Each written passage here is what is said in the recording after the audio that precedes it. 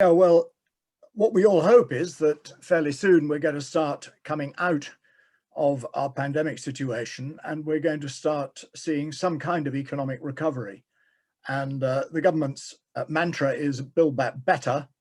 I have to say, I'm looking at the data, not just from the UK, but from the rest of the world as well. And at the moment, there is frankly very, very little sign that countries are doing what needs to be done to build back that takes account of both the climate and the nature crises. So I think we need to recognize that if we are going to address these challenges, we need to have an absolutely fundamental shift, I think, a systemic shift.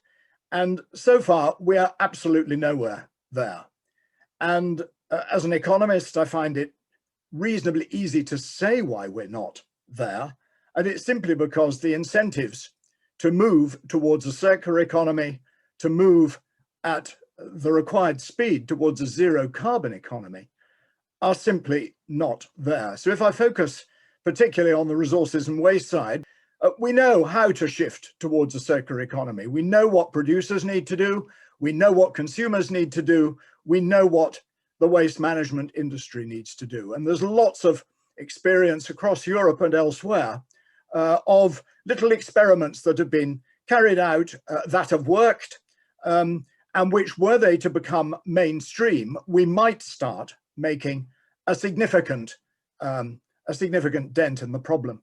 I was looking yesterday, as it happens, Gideon referred to the Resources and Waste Strategy 2018. I was looking yesterday at the Resources and Waste Strategy of the UK in 2007. And to be honest, we've made very, very little progress in doing what needs to be done to move towards a circular economy in the last 13 years. Obviously, I welcome things like the plastic bag tax, but of course, the UK only introduced that after many other countries had, or rather England only introduced it after many other countries had. And it's not going to go anywhere near moving us towards a full circular economy. So what do I mean when I say that we need proper incentives? Well, the European Circular Economy Stakeholder Platform looked intensively at the whole point about incentives to increase circularity. It identified three sorts of incentives to increase circularity: demand creation, pricing, and regulation mandating more circular products and processes. And we're going to need all those three, and we're going to need them far more dramatically than we've even begun to see introduced by the government in this country, or, to be fair, governments in other countries. We're going to need proper green public procurement to create demand for more recyclables. We're going to need a huge reform of the extended producer responsibility legislation that actually requires producers not only to pay the full costs of their waste management, which is one of the things that's in the Resources and Waste Strategy, but is being a very, very long time coming forward. We're going to have to see far more extensive pricing initiatives, a tax shift from labour to resources, which people like me have been calling for at least 20 years, and where absolutely nothing is happening along those lines. It's still it's still illegal for local authorities to charge households for the amount of waste that they produce. The pay-as-you-throw policy, variable waste charging, as it's sometimes also called. From an economic point of view, that is absolutely bonkers. And yet we'd love to have intergovernmental agreements on many of these things. But as we've just seen, where the movement in the UK, at least, is in the other direction. And we've just opted out of the main intergovernmental agreement that we had. And all the evidence suggests that the environment bill that is going through Parliament at the moment is not going to be anything like a proper substitute for the kind of environmental regulation that we had in the EU. So that is a very, very big disappointment and shows government moving in the wrong direction.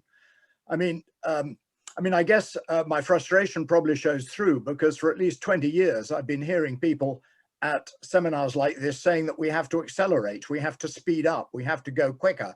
And in fact, we don't. And I'm quite sure that on current form, in another 20 years will be exactly the same, except that the planetary crisis that we face is not going to give us another 20 years in order to be sitting here in 20 years' time saying, yes, it's time that we did something. And we really need to change gear. And I'm very frustrated that I don't hear government saying that. The thing that was the most inspirational thing for me over recent recent weeks, was listening to the conclusions of the Climate Assembly. Because there you found 100 people who'd been taken as a representative group from UK society, including climate deniers, people who came into the room and said, I'm not convinced about this stuff, doesn't really exist. They were then exposed over 4 weekends to the climate science and to the policy thinking behind what could be done about it. And their report is simply inspirational. Now, we clearly can't take, one of their recommendations was that we should take the whole UK population through a climate assembly.